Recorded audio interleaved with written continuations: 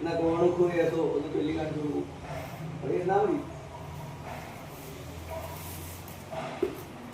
കഥാപാത്രങ്ങളുടെ സ്വഭാവത്തിനും സന്ദർഭത്തിനും അനുസരിച്ചാണ് ഈ 21 സ്വരങ്ങൾ ഉപയോഗിക്കുക.